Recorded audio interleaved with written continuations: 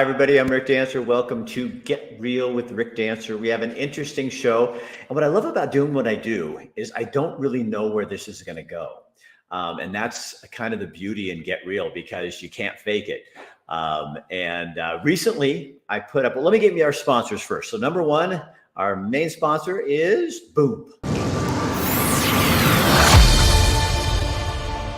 Chris Dental Family Dentistry out of Eugene, Oregon. They also do dentures. Dr. Bratland believes in freedom of speech. He believes in conversations that make people uncomfortable. He believes in putting up billboards that say back the blue. And he also believes that your teeth and your health care shouldn't depend on whether or not you've been vaccinated or not. That's Dr. Michael Bratland. If you need a new dentist, if you want a dentist that we're kind of learning, if a company doesn't support what we believe, sometimes we don't want to do business with those companies. Disney, Target, Bud Light.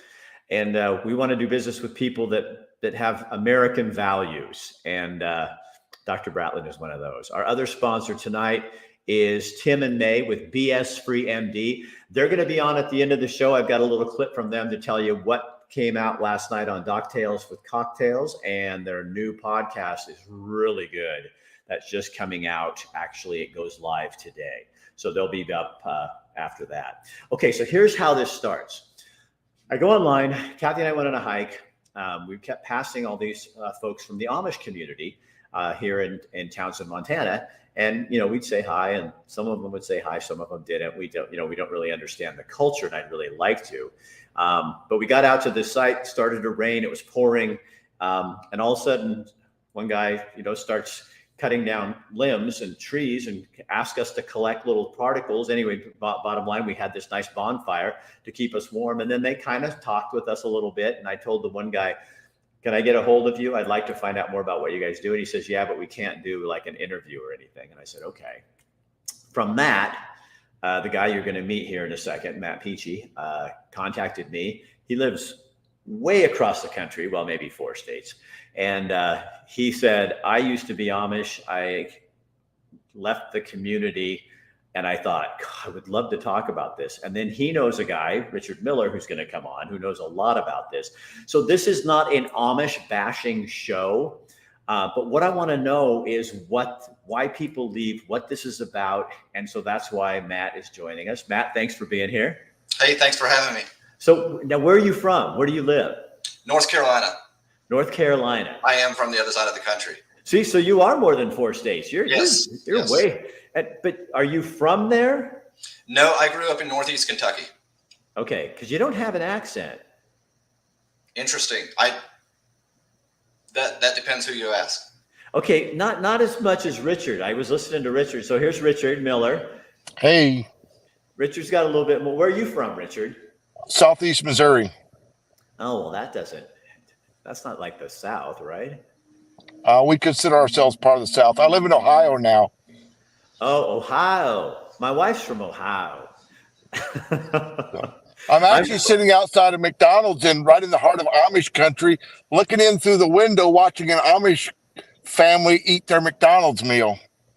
Well, there you go. So tell me, let's start with you, Matt. You grew up Amish. Why did you contact me when you saw that video and that kind of stuff? What was your purpose?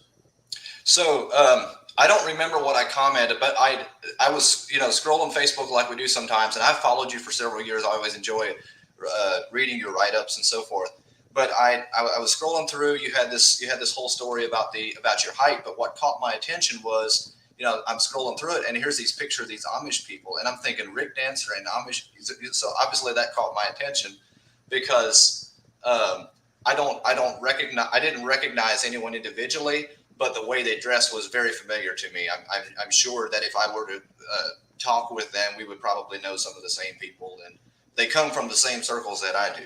So, that caught my attention immediately, and I backed up, I read the whole story, I looked at all the pictures and everything, and then I commented. I don't remember what I commented, but something to the effect that I grew up Amish, and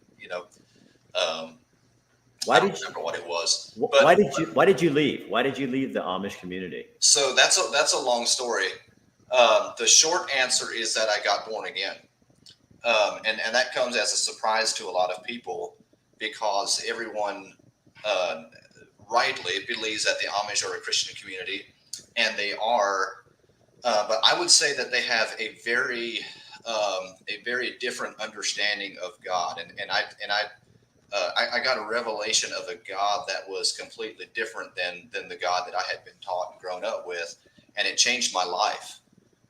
But the natural result of that is that I no longer quite fit into the framework, and the framework is very tight in Amish culture. If you don't fit, you just don't really have a place there.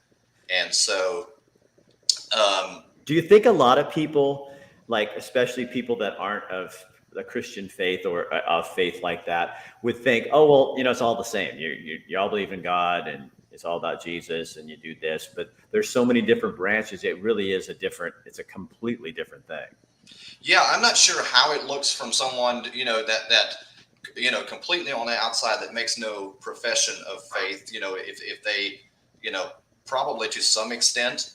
I do know for a fact that for a lot of people that are not familiar at all with Amish and Mennonite culture, to them, Amish and Mennonite and that whole culture just appears to be pretty much the same thing, and it's not. It's not at all. There's probably hundreds of subcultures inside of Amish and Mennonite, the overarching Amish and Mennonite culture. We have a group out here in Montana that I made the mistake of assuming. I thought these people were Hutterites, and there's a difference because they can drive where the Amish don't drive, but somebody else drives them. Richard Miller, how are you connected in all this? My dad grew up Amish, and so I've got a lot of Amish relatives that I grew up in a ultra conservative Mennonite setting in a church made up primarily of people who had left the Amish. And so I spoke their language that they use at home, their everyday language, before I spoke English. And ich kann Dutch schwätzen, aber so gut as ich English schwätzen kann, aber nicht ganz. And I just said I could speak Pennsylvania Dutch, which is kind of a misnomer, almost as good as I can speak English, but not quite, to translate that. And then I have become very fascinated with the whole culture and the that I grew up in, and I wanted to understand because I wasn't finding the answers where I was at, and so I began looking more and more and more into the culture to understand the nuances, the foundational frameworks of the belief systems, and the complexities that arise. There was a period of my life where I kind of wrote all the Amish and Mennonites off. I like, these, I didn't want anything to do with them, but I discovered people who are, Matt said it very well where he talked about there's so many subcultures. There's subcultures, hundreds of subcultures, like he said, in the Amish and Mennonites. So to make a general rule about them all, there's a few safe ones, but most of the blanket statements about them would not be correct for everybody. So what is the basic belief as to why they dress so primitively? They don't use, and I know this is a subculture too, because I saw generators out here and on some of the property, but then some of them don't use electricity. But I said to my wife, and I'm kind of hoping that people don't watch this because they don't have media anyway. But there's, you see a generator. So what's the difference between having a generator and electricity coming to your house? I don't understand. I'll let you take that, Matt. The majority of the rules that they follow are probably do not have any basis in Scripture? rationality. Right? There's probably more. How would you describe this? The foundational goal for most Amish and Mennonite cultures is to maintain separation from what they have defined as the world, which is everyone else out there. That is one of the primary goals, is to maintain separation, because they believe that is foundational to maintaining their definition of what is pure and what is holy, which is basically their culture and their belief system. And so a lot of the rules and regulations surrounding their lifestyle is to maintain the lifestyle and separation from the world. Not necessarily that it makes sense, but it's to maintain a separation there and not blur those lines or give their young people an open door to just be lost to the world, so to speak. So when you're out of it, what do you see that does to those folks? Do you get what I mean? I'm not sure that I do. How? Okay, because it's based on Christ, right? All right. Yes and no. Okay, now if you're Yes. going to say yes and no, then you have to answer. You have to explain why. Here is the so 3 or 4 years ago, I had a little bit of a personal revelation. Okay, if I can talk about that. Yep. It's my show. You can do whatever you want. And I'll abbreviate this because I know we're covering a lot of ground here. But I realized, and the way I came to this is that I was analyzing some of the issues that I saw in the church that I was growing up in, just a whole bunch of issues that were going on, and I was like, how does this happen? Because I knew some of the history of this church, and I knew what they had been at one time, and I knew where they are now, and I was trying to wrap my mind around some of this stuff. And it suddenly occurred to me that at some point in that particular church's journey, and I think this is safe to say for the entire culture, but their lifestyle became more important than the life within. The life of Christ. At some point in their journey, they had to make a decision between: do I want the life of Christ and the Holy Spirit, or do I want to maintain my lifestyle in the way we live and the way we have done things? So the cultural religion, without without fail, they will, when they are presented with that subconsciously, they will choose the culture and the religion over the life of Christ. But that's, and now, when you bring that up, and Richard, you could pipe in here anytime, buddy. But there's other cultures that do the same thing. I mean, I knew, we're stepping on some hard ground. I don't mind bashing the Christians because I'm kind of okay with that. But I mean, I see that in the Jewish faith as well. Oh, it's all over. You see, like there's cultural Jews. And then there are Jews who really do, they follow the letter of the law, which I don't have a problem with. But you're following. Here's what Yahweh said to do, and they're following through that process. But it is interesting how easy, and I think Christians do the same thing in a different way. How we get away from Jesus, and it becomes worshiping the culture of our Sunday service, or how we don't drink, so we stay away from the, you know what I mean? Those cultural things. It exists to some extent in every denomination out there, I am convinced. So Richard, what have you seen? You're go ahead. So the underlying all this is a desire to please God and to ultimately end up going to heaven. And then so they codified it years ago, and it's based on, I hate to say this, but a lot of their fundamental belief system is based on their works being good enough. So, McKenna Ershofer, we can just hope that we are good enough for God. If that is what you have, it makes a lot of rational sense to go all out with the rules to try to somehow live holy enough to God and hope that you make it in the end. And that's what underlies much of their belief system. Now, if you go out of the Amish and go start talking to the Mennonite world, many of them will tell you, no, we don't believe that. Let me ask them a few questions. I'll prove that they believe it.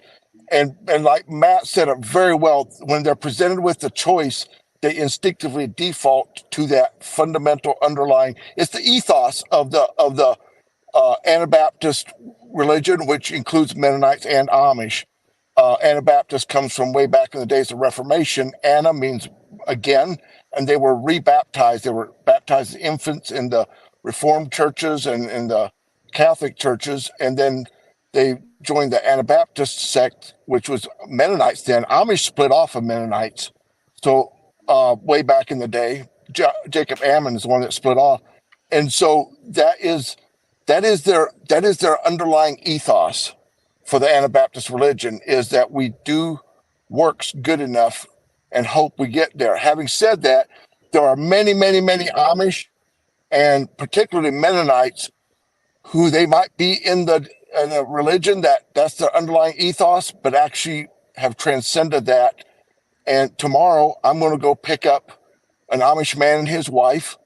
They're new order, so they're a little bit more progressive, but they do horse and buggy.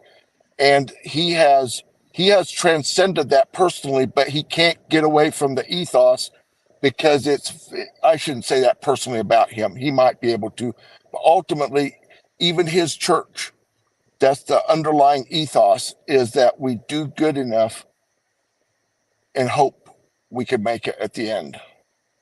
So when you leave the culture, what's that like,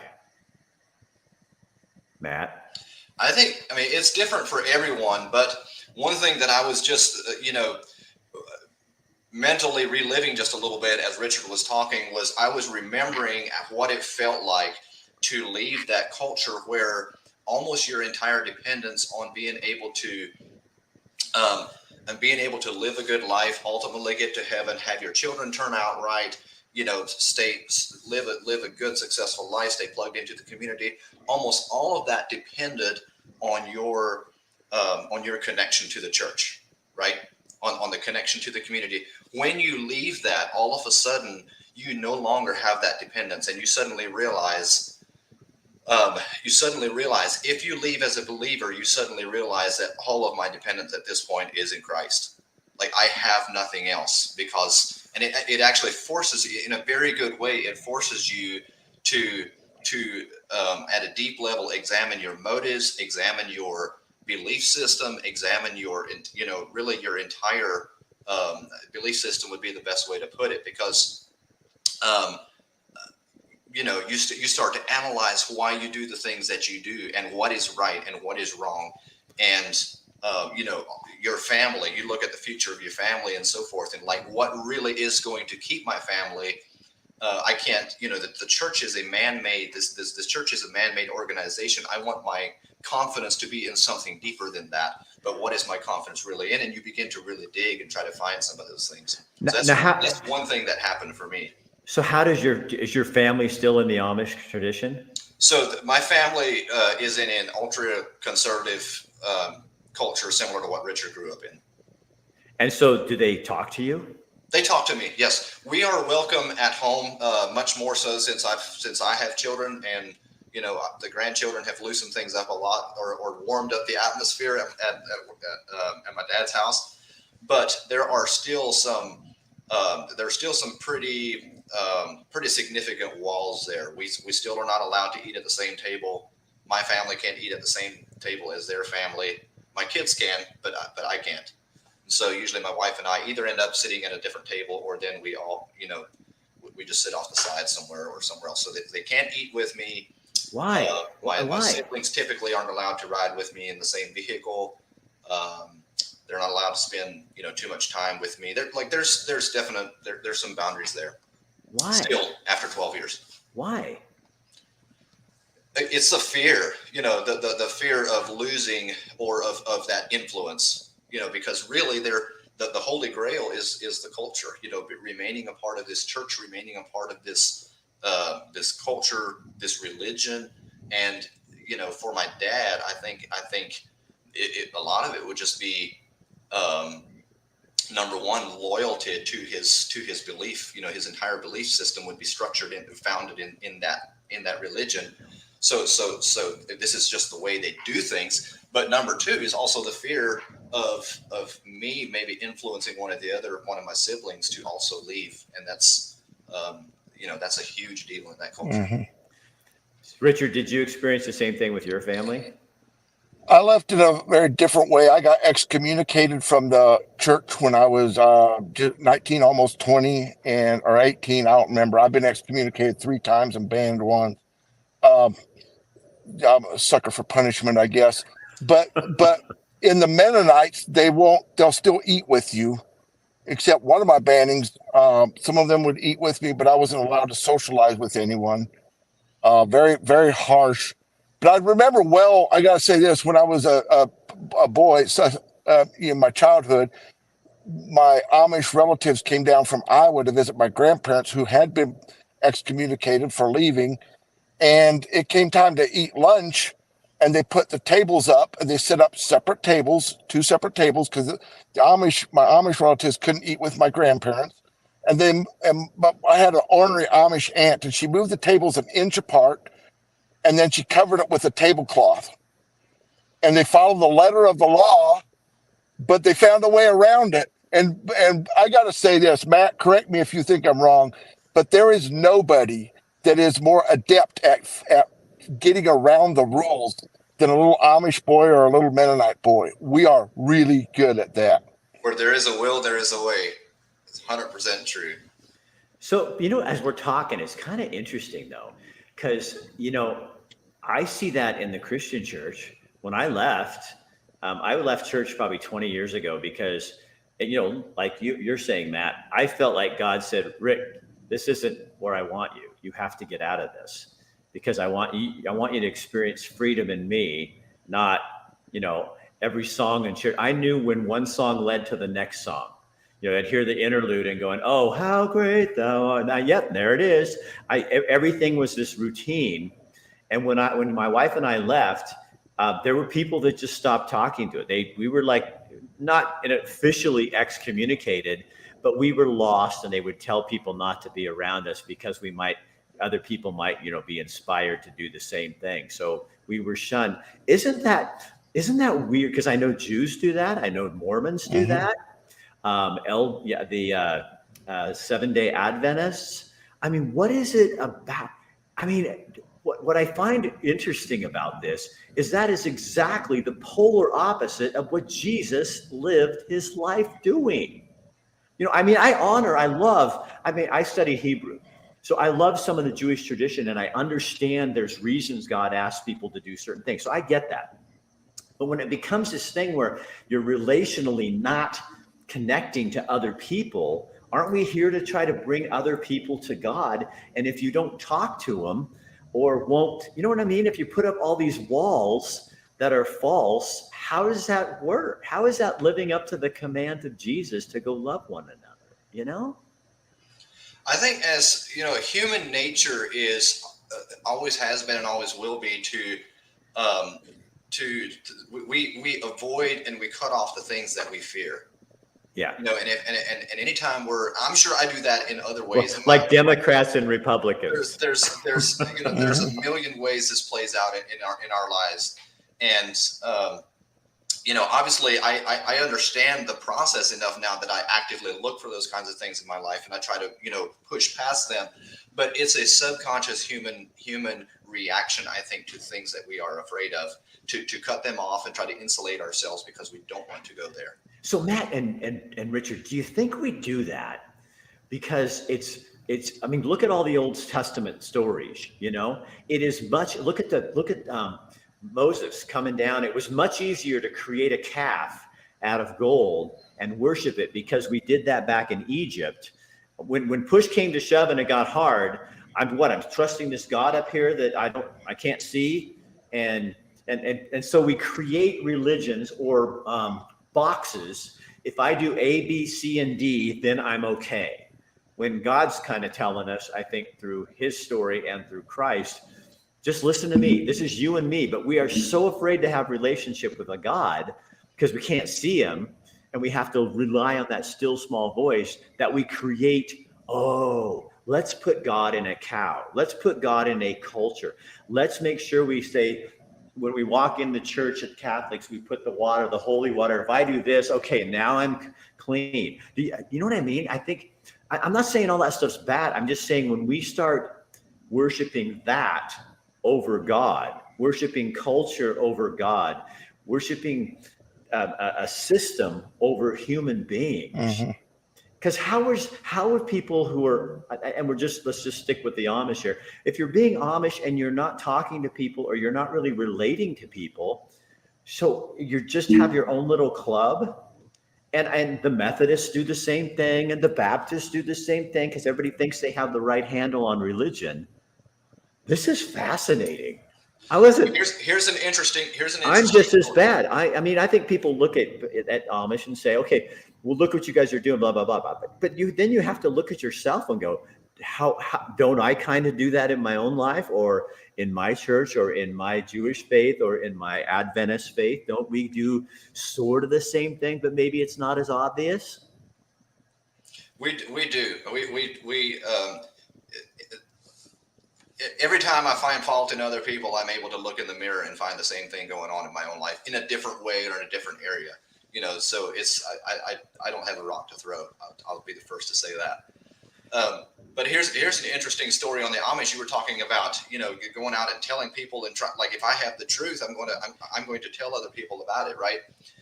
And Richard could probably explain why this is better than I can. But I personally know of a situation where some people were basically pushed out of an Amish church because they owned a lumber company. They were selling lumber and hardware and building supplies and so forth. And they began to put gospel tracts in the invoices that they would send out to their vendors. And the church found out about that and approached them and said that they can't be doing that. That's not, the Amish just don't really evangelize for the most part. They're not, they don't teach evangelism and they don't practice it. But this was something that they were told was not acceptable, and they ended up leaving the church as a result of that. Isn't that interesting? Because I think what's really odd about that, and again, I could put this on any faith. You really create a club, and you have, if you're going to be in the club, and Amish is not going to be a big seller. I mean, to a lot of people, I mean, it's easy to be in another church, be it Baptist, Mormon, whatever. It's what, because I've noticed this with some of my Mormon friends too. It's like, here's the rules, bam, bam, bam, bam, bam. It's all lined out. Okay, as long as I do that, I'm going to have a better shot at getting to heaven and doing this. And yet, like you guys said when you're little kids, you can skirt it. Well, maybe we're not supposed to drink Pepsi or something, and then so I'll have an off-brand or something. You know what I mean? We're always skirting those limits, and all that says to the rest of the world is hypocrisy. It just screams hypocrisy. Whether you're Mormon, LDS, Christian, Baptist, Methodist, Amish, Mennonite, Quaker, we create these cultures that become, do you ever wonder if God's like scratching his head going, I gave him those wonderful traditions to honor me and to remind people, because I think we kind of need traditions to remind us of the things to do.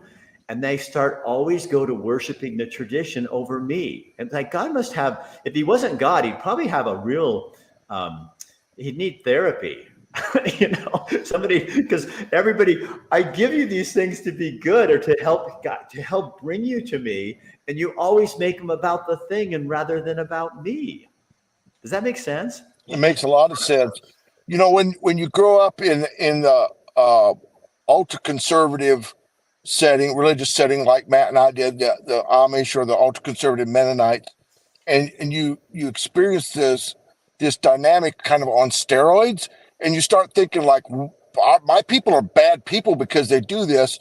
And then you get out and you start looking around and you go, no, just like you keep saying, Rick, the Methodists do it, the Mormons do it. This is part of the human condition. And then if you're smart, you actually start looking at your own heart, like Matt was saying, and going, crap, this is me. And what I object to is this is part of the human condition, something we all got to fight. What I really object to is the systemization of it in a religious culture, because I think when my wife and I have been reading through the New Testament together recently, and we see this theme. It's love. By this shall all men know that you are my disciples, that you love one another.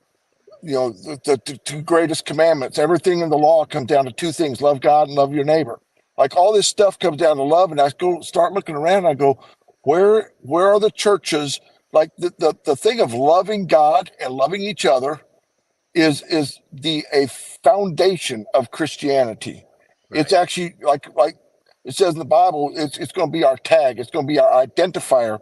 And where are the churches that spend 25% of their time seeking to discover what this is and how to live it out. The 25%, is that asking too much? And I think so somebody, I think it was Matt, mentioned about this is about fear. We do all this stuff out of fear. Right. And the Bible says perfect love casts out fear. The two, perfect love and fear, are not compatible. And what if we um, focused on the love thing and loving God and loving each other, and that's going to get rid of the fear, and all of a sudden we shift into a completely different way of living. And that's what these are still, regardless of my differences with them, they are my people, and I love them, and I love them dearly, and I feel very comfortable around most of them. I enjoy hanging out with them, and I have clients that are Amish in my work, and I travel and I meet them, and it's just a pile of fun. But ultimately, I want us all to shift over to love, not fear. Yeah, because I mean that's what I really noticed during the dark time, which is, and when that happened, I kept hearing over and over that verse in the Bible: "Fear not, for fear brings on more evil." Mm-hmm. And boy, is that true! That we learned that, and look how culturally we did the same thing. So a lot of people on the left would be very critical of Amish or people, in Christian churches for doing the same thing. But like we've been talking, we all do it. So they did it in a political way. Here's the things you have to do to be a good person to get to heaven. I mean, not heaven, but to live cultural heaven is the mask, the vax, the booster, all this stuff. So if those people didn't do it, they shunned you the same way that churches do to people. So like we're talking, this is like a human condition. And this, you guys, I know you're looking at me like I'm crazy. This is like phenomenal to me. This is how I think all conversations should go. I did not know where this is going, but now I hear God telling me, Rick, you need to look in your own life and look at the ways that you do this, because don't you be criticizing other people when I could stand you in a line and say, here, Rick, here's what you're doing. And to free ourselves of that, you know what I mean? Because I don't think God wants us to live like that. I mean, traditions are great. I can't stand like Christmas anymore and Easter. And this is just me. It's because one, Easter, that it's Ishtar, it's worshiping the goddess of fertility. How dare you put the goddess of fertility name on my Savior's crucifixion? Plus, it didn't happen then, so it doesn't matter on that. Yes, I would worship that Jesus died for me. I that's the most important thing in my life. And then a lot of Jews, as I understand from studying some Hebrew, that the old time, they didn't even celebrate birthdays. So we have Christmas as the biggest holiday right? And I love the irony of the Easter ham. So on Easter, what do we serve for our Lord's dinner? But something he would not even eat and told us not to eat. And it doesn't matter because we love ham. No, it probably matters because God said, don't eat the shit. but no, the Easter ham, grandma always had it, so we're going to continue. But look at those kind of traditions that we put in. The Christmas tree, it's a phallic symbol. It was the worship of the penis. I mean, and yet we still, and yeah, we don't have to be all that technical, but those are things that we need to look at and go, what are we really doing here? And how much is getting in the way of the actual celebration of the birth of a Savior, the death of a Savior, and get away from some of the traditions that are man-made, which God's not real thrilled about, and get back to the traditions that he established for us, I'm fascinated. You guys are that. So Matt, how has your life changed? Like, I know, because you said, you go, when I asked Matt if you do this, he goes, yeah, but a lot of it has to do with like Jesus. And I want to, can I talk about that? I'm going, hell yeah. So how has my life changed? Is that the question? Yeah. I mean, like, you look like a really super happy, cool dude, So in just about every conceivable way, I could, man, I don't even know where to start, to be honest with you. Like, just do you feel so free from what you grew up with? Yes, I would never want. I would never. I could not go back. I don't think. There are people occasionally that go back. For the most part, they don't. But for me to try to imagine myself to go back and to try to condense myself into that culture again is I don't even. I can't even imagine that. Would it be like taking like you have a bald eagle that's a baby, and then its wings start expanding and they're so big, like 6 foot expand, and you're soaring, and then somebody says, okay, pull in your wings and land because we're staying in the nest, and it'd be like, Yeah. Not only that, but you have learned that flying is the right thing to do if you're an eagle. Yeah. Flying is the right thing to do, and all of a sudden now you're going against everything you believe to be right to try to not fly anymore. Right. So yes, that's a good analogy. I heard a great thing on Jordan. You ever listen to Jordan Peterson? Yes, sometimes. Okay, he was talking about Jonah the other day, and I found this story fascinating, especially for the times. Is he's saying, okay, so God tells Jonah, go tell the Ninevites, your enemy, that they're doing the wrong thing, and I'm going to take them out. Jonah's like, hell no. Gets on a boat, goes out. Storm starts. Sailors are going, God doesn't like somebody here. And Jonah goes, yeah, it's probably me. I'm kind of annoyed. Throw him over. He goes into a fish's belly for 3 days, which he says is absolutely torturous. And finally ends up going and doing what he says. Jordan Peterson says, okay, so what's the moral of the story? If you don't do the thing that God puts on your heart and do it like what he tells you to do, there's a much worse consequence awaiting you. Mm-hmm. So if your thing is to speak the truth, to speak out, to talk to people, and you shut up now and you're not saying what you're feeling and you're not saying what you sense is the truth, you better beware, because there's a belly in a whale waiting for you. Mm-hmm. There's something worse coming than the attack from the mob on social media. So it's really calling us out to say, to go out and speak the truth. And you guys are really brave to come on here. I mean, I think it's and it's, you guys, I think it's just enlightening. And aren't these the kind of conversations we should have? Where I'm proud of this. I think we're not knocking anybody. We're knocking everybody. Mm-hmm. Exactly. We're calling everybody to a higher, especially the Christian community, to a higher standard that was set for us by, quotation marks, the boss man. I want to speak to something about people leaving and what that's like. I help at a conference that one of my friends puts on, a nonprofit, and we have a lot of Mennonite and Amish people come to this conference. And like, let me paint you a picture. If you're walking down the street in the Amish and Mennonite religion, by and large, you're walking down the street, you're a man, you see a woman, you think a lustful thought, and a truck hits you before you have repented of that and prayed and asked God for forgiveness. A truck hits you and kills you, you're going to hell. That is a true, what that does to you is straight up bondage. Okay. Yeah. And at this conference, my friend that hosts the conference skillfully takes them on a journey of exploring that, using a fictional hippie dude smoking pot, finds this track, has an encounter with God, gets up, his blood's snot and tears are running. He's going down the road, smoking his pot, whatever. The truck hits him and kills him, and then he leaves them hanging. Where did he go? And now they have to wrestle with that. People come out of that conference realizing that you don't hop in and out of salvation 20 times a day, depending on your behavior, back to the works thing. And that right there is so freeing to people. By the end of the conference, their faces are lit up and they go from that, just darkness hanging over them. There's other factors to it too. But that one thing just completely changes people. And then they are freed to go on and live in relationship rather than this fear-based.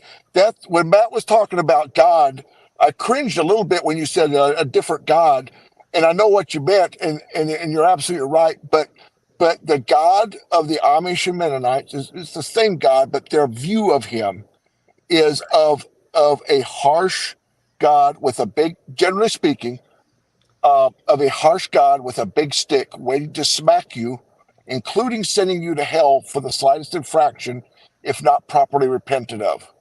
And I think that's kind of universal for a lot of churches. Yep. Christian, all of them. There's not all of them. There's some that are different than that. But what happens to God's grace? And it took me. I grew up like that. I mean, I didn't grow up Mennonite or Amish or something, but my family was really weird about. I mean, my dad really did think, there were certain things that you'd go straight to hell for. And I'm going, I think there's this loving God who kind of goes, hey, Rick, okay, yeah, you messed up. And then I'm over here going, oh, forgive me, for this. And he's going, I don't remember that because I already did. So we're on to the next thing. And I think there's so many people who can't accept his forgiveness. And then they keep wallowing in it rather than going, and I still do that at 64. Is there something happens? I say, okay, Rick, you've taken care of that. You went to God, you're repenting, you're trying to do this differently. Now let it go. Because God's over here going, are you still on that? Oh my gosh, I got all this stuff over here planned for you. And you got this anchor hanging behind you going, yeah, I'll be there in a minute, God, but I feel so bad about this thing over here. It's like, shut the hell up and move. God, I think we're crazy people. But I think this discussion makes anybody who's going to look at their LDS neighbor and go, oh, lad, look what they're doing. You're going to have to look at yourself too. Yep. And say, that's very good. How do I worship religion in my own way over my God? And what am I doing? Oh my gosh. Okay. So is there any other thought, like just on your head, that you really want to get out that another very, very common dynamic of leaving the Amish and Mennonites is most people, myself included, are going to walk through a lot of confusion on their way out, because there's going to be voices pulling from every single direction. They're not really going to fit anywhere because all of a sudden they're not really fitting in, which is why they're leaving. They're not really fitting in because of what they believe, there's a variety of reasons. Some of them leave because they all kinds of reasons, but I'm talking in the Christian context. The people that leave because of Christ and a desire for truth and a desire for something greater than what they're experiencing in the Anabaptist culture. There is going to be a tremendous amount of voices, from both sides of the aisle, and there's going to be this. Most times, there's going to be this period of kind of floundering and not really being sure of anything, because everything that their entire life and their entire belief system from the day they were born was founded in, all of a sudden that is all just moving and shifting, and a lot of it they're finding out is based in nothing. And so now they don't know what's truth and what's not truth. And so there's usually a period of, just a lot of searching, a lot of confusion, a lot of, they're facing rejection from their families. They're having people from their old culture telling them they're going to be lost. They're going to lose their families. Their kids are not going to turn out right. And so there's just a lot of stuff like that going on. So it's not easy to leave. Right. I told you earlier, when I was 21 years old, and I could have counted on one hand the number of people that I knew personally outside of the Amish and Mennonite culture. I was extremely sheltered, closed in. We grew up on the farm. I went to church. I went to school, and that was about it. I say that to kind of explain maybe a little bit of the dynamic that people run into when they encounter Amish and Mennonites, and they probably appear standoffish and they appear reserved and like it's hard to mingle with them. The reason is because they have no idea how to relate to you. Right. No idea. Most times they don't really know how to relate to people outside of kind of their own little world. And so leaving that, there's a lot of confusion, and there's usually a lot of just intense searching and so forth involved in that process. But it's generally good for us. Well, that's kind of what happened when I met these folks here. Is we were hiking, and we were running into different groups. There was about 15 of them there, and we're walking, and we'd run into, and I go, oh, and I'm going, it's hot, and they have those dresses on, and all their clothes. I thought, oh my gosh, how do they do that? But we'd walk by, and I go, hi, and they'd look at you, and just kind of, and I said to Kathy, they don't come across like the most, but I've learned my impressions of people are not always accurate. So it just seemed like they were like they didn't seem super friendly. And then when we got put in this position of the rainstorm and everybody kind of having to work together, it was really interesting because they really got friendlier because they needed us to help and we needed them to help because they had all the tools. You know what I mean? We had nothing, and they were all prepared, and we were like in shorts, And so they're talking, then they start kind of talking, and they were having a really good conversation. What I also noticed, though, that was kind of interesting is there was a couple other families up there, and some of the families, it took them a while to come over to the Amish. They wanted to get warm, but it just took a while because I think they were unsure of who these people were, and it made them uncomfortable too. I love watching dynamics of people and challenging those. You know what I mean? So I'm asking the guy, so I shot video because I kind of knew the rule. So I shot some video of them just doing their thing, and I said, "You guys, can I take video of you?" And they said, "As long as we're not posing." And I said, "Okay, no, I just shot some video here and did it." And so I'd already done it. I've learned as a video producer that you shoot first, ask forgiveness later. And I would never use something if somebody told me not to. But he did say he gave me a phone number to the group and said I could call and come up and sit down and visit with them. And I may do that just as a human being trying to study. Because look what I learned today. I wasn't expecting to be challenged, and now I have two things in my head right now that I'm going, you do this and you need to stop that, because that's your own little Amish Quaker Ricky doing that. And everybody watching this should be sitting there, before you point your finger, you might want to look at what you're doing in your own life, So I want to say one thing if I can. You do. You sure can. Even though I have moved on and I am a harsh critic of some of the foibles of the Amish and Mennonites, I'm also grateful that I grew up as one, and I'm grateful for the things that I learned there. Hard work is just expected. It's a great work.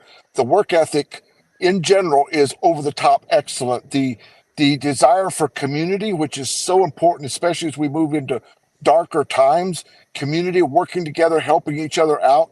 Those are just foundational elements of their culture, and I'm so grateful. And I, as I mentioned earlier, I will always be part of the macro, the larger Amish and Mennonite community, because that's my birth, that's my upbringing.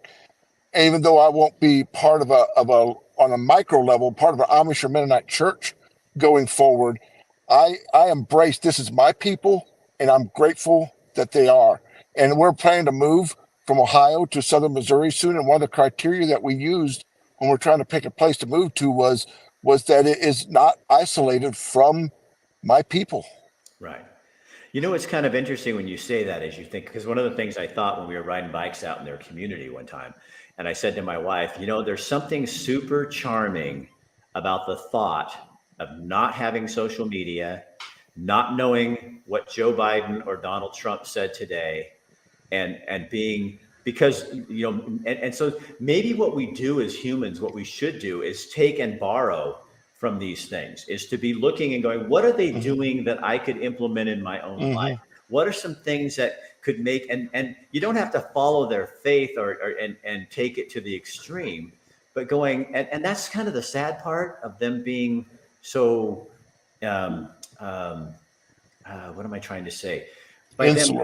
Insular. By them being so insular, we don't get to experience some of the good things like that hard work ethic, those kind of things. We're missing. They're almost cheating us out of something that they feel is so great, and that's not good. You know what I mean? We could all be. They have some very valuable things that maybe God's put into their life that we need, but because of this religious bullshit, we're not sharing those things. So maybe we look at other people's things. Not, I'm not going to go adopt some, I almost said something I shouldn't say, but there's things I'm not going to adopt about certain faiths. But there's also some things where you go, the basics of that is to be closer to God, and then to say, when does my closeness to God, when does the instrument to make me closer to God become my worship item rather than my God? So you know what I mean? Your culture becomes God, and our church, the building in American church becomes God, And, having the song service last 10.17 minutes becomes God rather than what does God want to do today? I often used to say to my friends when I was, after I left the church, I'd say, I wonder what would happen. I bet what happens every Sunday, God shows up, sits in the pew, and starts waiting for people to worship, and do the thing they're going to do, and looks around and goes, oh, it's all about you again. Okay, well, I'll come back next Sunday. We'll try again, and walks out the door. Or even worse, he shows up as the homeless guy in the front row, and everybody works to position him to the right place to get him to the back so he's not bothering people and going, that was actually Jesus you just put in the back pew, and he was trying to get up to the front because he had something to say and you didn't let him say it. Mm-hmm. Stuff like that. You guys, that was pretty amazing. I'm excited. I like what God's doing here, and Richard, it was an honor to meet you. We should do this again. If you guys think of another way to do this, because I would do it again. Because you're in it, you would know what people would relate to. And this is not for the Amish. This is actually for the rest of us. I think we did a good job of kind of beating everybody up with a little stick. Yep. Yeah. It's like Richard said, calling everyone to a higher standard. And that's really, at the end of the day, that's what it's about. I don't have a rock to throw. I'm 100% with Richard. I'm grateful for a lot of the things that I was taught, a lot of the things the values and so forth that I took away from the culture.